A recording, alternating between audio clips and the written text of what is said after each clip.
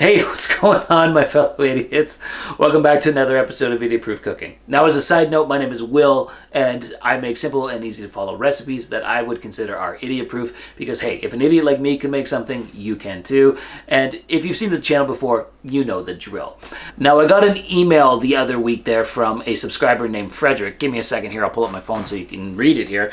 And Frederick sent in a request for a video. He says, "We love your show, really do. If I can make a request, I would love to see you make beef bourguignon. We, brackets me and Lena, watch your show all the time. Best regards from Sweden." Well, Frederick and Lena, let's make some beef bourguignon today. You know what? I've never made it before, but I did a ton of research online, and it's really not that hard. So let's get into making it. Now, what I will say is, what kind of pissed me off is I was looking, all over the internet doing a bunch of research, and a lot of people seem to make beef bourguignon more complicated than it has to be. So I kind of dumbed it down a bit, made it a little bit easier. Hey, that's the idiot-proof way, baby. So let's get into making this because it is so good.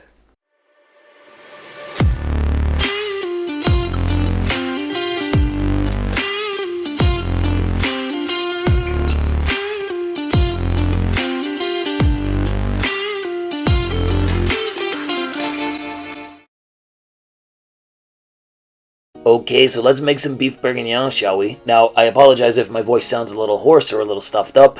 All the damn pollen in the air has been really kicking my ass over the past week, so I've been coughing and sneezing nonstop, so just keep that in mind. Apologies in advance about the voice. But anyways, for the beef bourguignon, what we're going to do is get ourselves some chuck roast. I have like 1.5 pounds here that I've cut up into medium-sized cubes, and then I'm just going to salt and pepper both sides of the chuck roast with some kosher salt and freshly ground black pepper.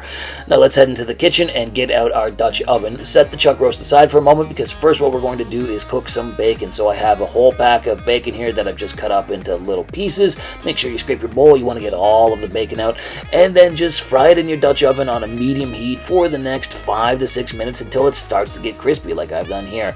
Once the bacon is cooked to your satisfaction, it's time to start pulling it out of the Dutch oven with your slotted spoon so that you don't pull all of the grease out with it. And speaking of the bacon grease, you do want to drain most of it out of the Dutch oven. You're going to want to leave about 1/4 cup of the bacon grease in the Dutch oven, but pull the rest out. Save it though, you can use it for other recipes. But then once you've taken all the bacon grease out, it's time to start searing our chuck roast. So I've got my chuck roast here, nicely salt and peppered, and then I'm just going to drop, like 3, 4, 5 pieces of chuck roast in at a time in the Dutch oven on a high heat. Just let them sear for about a minute per side. You're really just looking for it to get a little bit of color. It's just going to add to the flavor when you cook these at the end of it, and it's going to develop a little bit of fond on the bottom of the pot. Again, that's flavor country though. So just repeat the process. Drop the second half of your chuck roast into the pot and sear it again until it's all done. Once all the chuck roast is seared, pull it out, and we're going to add in a large white onion diced up into strips, and we're going to add in 3 carrots diced up into medium-sized pieces. We're going to stir the carrots and onions around for the next 3 to 5 minutes until it starts to soften up and get nice and fragrant.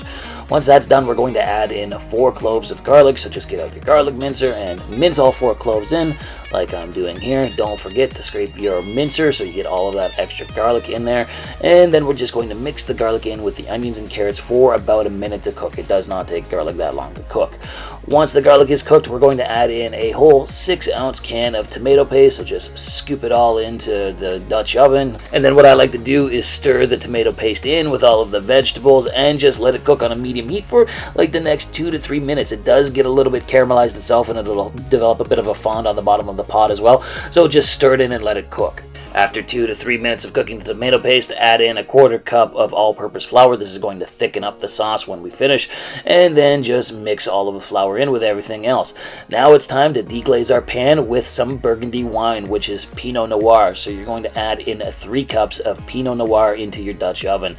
And at this point in time, let me tell you how good this smells. So pour the wine in, and then use your wooden spatula and run it along the bottom of your Dutch oven, lifting the fond off. Give everything a quick mix together, and then it's time to pour in the bacon that we cooked earlier and mix that in. Next in is the chuck roast, so just drop all of that in. Make sure to get any of the juices in there as well, and then you're just going to press it down into the liquid in the Dutch oven, and then we're going to top this all off with 2 cups of beef stock. So pour the beef stock in, and then it's time to add some spices. I'm going to throw in a few sprigs of thyme, 3 or 4 sprigs. Then I'm also going to add in 4 bay leaves. Make sure that they're nice and submerged in the liquid, and then preheat your oven to 325 degrees Fahrenheit Fahrenheit. Throw the lid on your Dutch oven, and we're going to throw this in our oven to cook for the next 3 to 4 hours. Oh, there's me looking at the camera. Now, at about the 3-hour mark, we're going to start cooking our pearl onions and mushrooms. So in a frying pan, throw in a 1/4 cup of butter, melt it, and then throw in some pearl onions, a dozen or two of them. And then we're just going to fry them in the butter for the next 10 to 12 minutes until they start to brown up. Now, the reason why we don't cook them in the Dutch oven is because they would turn to mush over the 3.5, 4 hours in the Dutch oven. So once they are browned up, we're going to add in a 1/2 cup of beef stock and a few sprigs of thyme, and we're just going to let the onions simmer in the beef stock until most of the beef stock has evaporated. This is going to make it so delicious. Now I'm going to set my frying pan over to another burner and bring in another frying pan because we've got some mushrooms to contend with. So get another frying pan out, and again another 1/4 cup or so of butter, melt it, and then we're going to throw in some mushrooms. I have about a cup of diced up cremini mushrooms here. Use whatever mushrooms you like, but what we're going to do is fry these for the next, again, 12-15 minutes until they lose a bunch of their moisture and they soak up all of the butter flavor. Look at how gorgeous those are. Oh, they smell good. So now all I'm going to do is pour my pearl onions in with the mushrooms just for ease of use. One pan, so they're all in one pan. Give them a quick mix together for the next 1 to 2 minutes, still on a medium heat. And then after about 3.5, 4 hours, it's time to bring out the Dutch oven because it's ready to go. So look at that. Look at that. It smells amazing. Now pull out your sprigs of thyme. You don't want to eat those, obviously. And then we're going to just give this a quick stir around. Look at how gorgeous this is. Now, a lot of recipes are going to say strain all of this and let the sauce simmer until it thickens up even more, but I gotta be honest, this is a perfectly thick sauce. I don't think you need to do that. So pour the pearl onions and the mushrooms in, mix them all in, and then you've got yourself some beef bourguignon.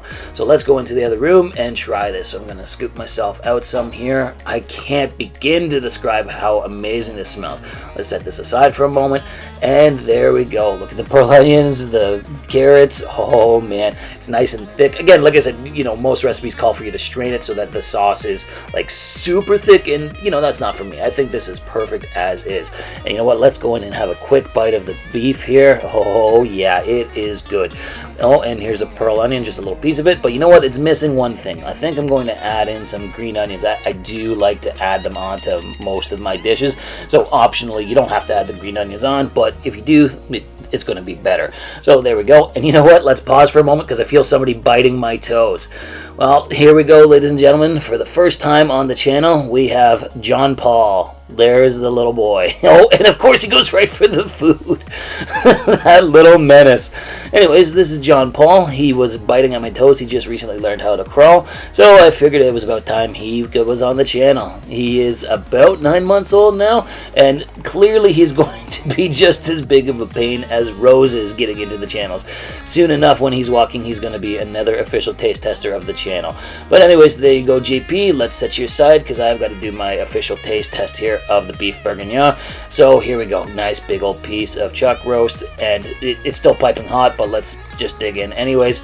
And with the first bite, let me tell you how good it is. Oh, and then there's the official taste tester.